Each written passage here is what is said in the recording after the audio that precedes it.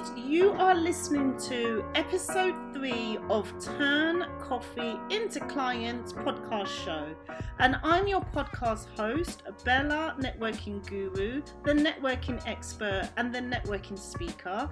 Event organizers and conferences hire my services as a keynote speaker specializing in business networking. So guys, yes, you can hear my groovy music and I hope you're enjoying it to kickstart your morning, or if it's the evening and you're listening to my podcast show, it's getting you through the evening. So guys, I'm so happy to share my brand new intro music with you. Some of you may know launching a podcast show has been a dream come true for January 2020. During the Christmas of 2019, I kind of hid myself away and researched what is a podcast, how do I launch a podcast show, while everybody was eating mince pies and getting jolly and drinking Baileys or whatever you do at Christmas. I had my notebook, writing content, writing topics, and a strategy on how to launch my podcast show. In this episode, I thought it would be a great idea if I actually share with you life of a networking guru and share a speaking engagement which has the topic on how to approach a group already networking at a networking event, as well how to turn coffee into clients. So guys, let me know what you think about this topic. I really hope you enjoy this speaking engagement. If you have any questions for me, please hit the description box or you can get in touch with me. You can also find me on YouTube searching Bella Networking or other social media. And just to let you know, for episode 4 and beyond, I will be interviewing other entrepreneurial guests. For episode 4, I have a fantastic entrepreneur from the company PRMS Limited. The entrepreneur and founder and CEO is Clayton Cloak, and he's going to be sharing with you how you can get paid for 2020 and how you can avoid when clients don't pay your invoice. So tune in to episode 4 and I hope you enjoy my speaking engagement on how to approach a group already networking at a networking event. And I hope to see you next week, guys. It's Bella Networking Guru, the networking expert and the networking speaker. That's a really great question. How do you approach a group who are already having a networking conversation at a networking event? So we understand the end goal is to turn coffee into clients. So I have some bad news and I have some good news. Let's start with the bad news first. When you're creating a networking strategy to really have great networking rewards, darling. Take 2. Okay, you want me to do No, I don't want to touch it. I'm scared to bloody touch the goddamn thing. That's a great question. Thank you so much. And thank you for being brave asking that question. How do you approach a group who are always... Take 3. That's a really great question. And thank you for being very brave asking that question. So how do you approach a group who are already having a networking conversation in the networking room? So the end goal and the end result is, yes, you want to turn coffee into clients. So I have some good news and some bad news. Let's start with the bad news. When creating a networking strategy to get networking results and networking success, it is...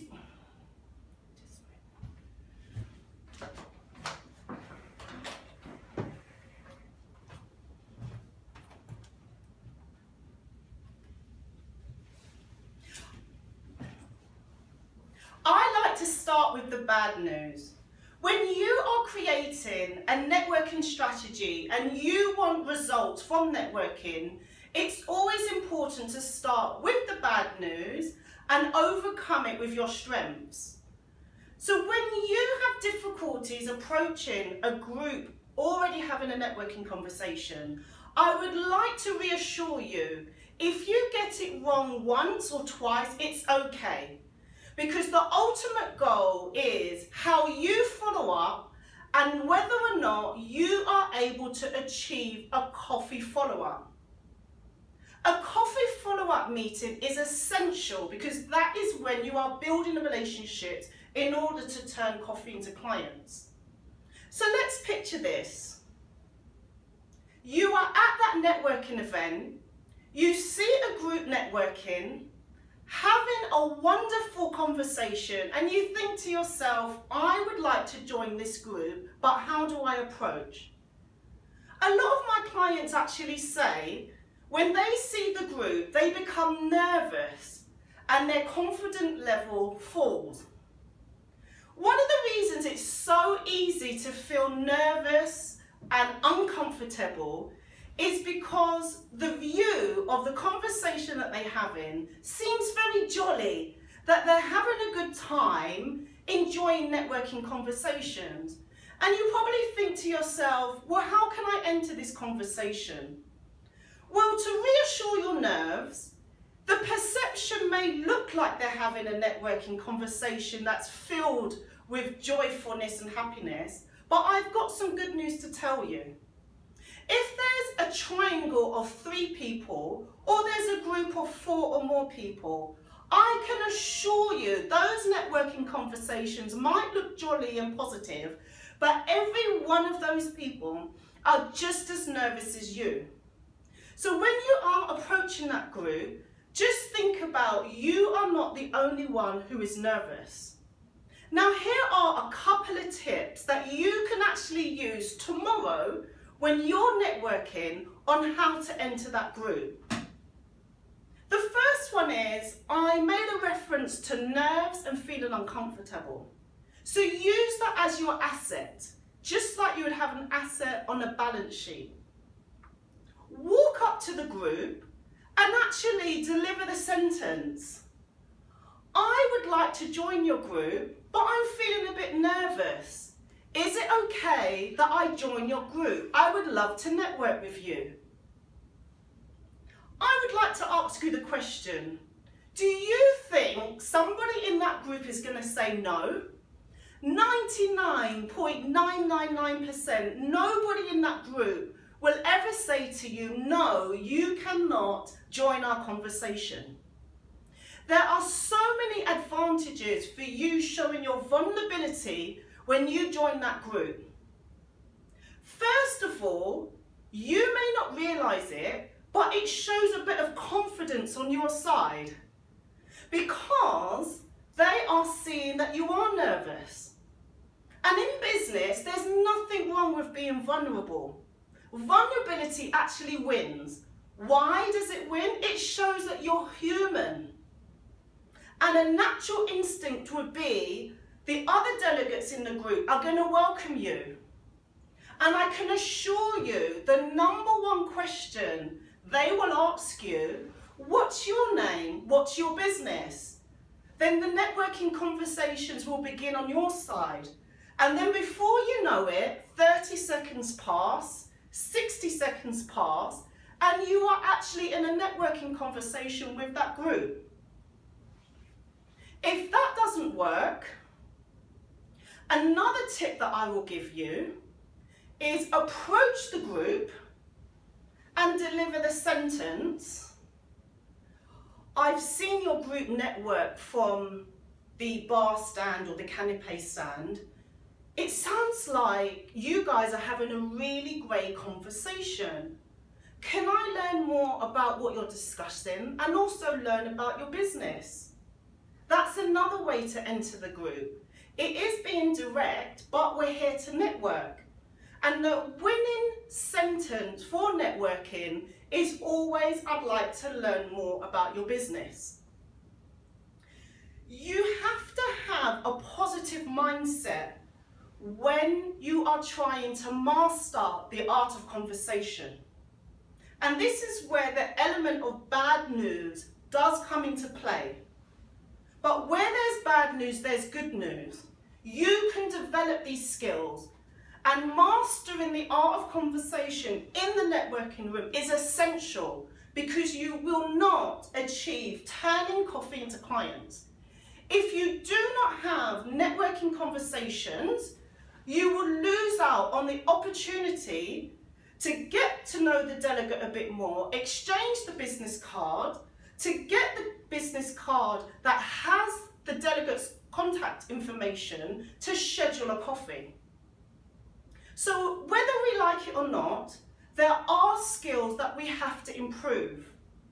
The other bit of good news is, the more you do this, the better that you become, and the old saying, practice makes perfect. So next time you're networking, why don't you deliberately seek groups that are networking rather than single people who are networking? Because that would encourage you to put yourself out of your comfort zone and keep practicing. Networking is a numbers game, and it's generated by building relationships.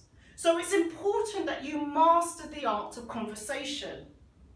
When you master the art of conversation, you will expand your network. You will build more relationships and have more people in your network.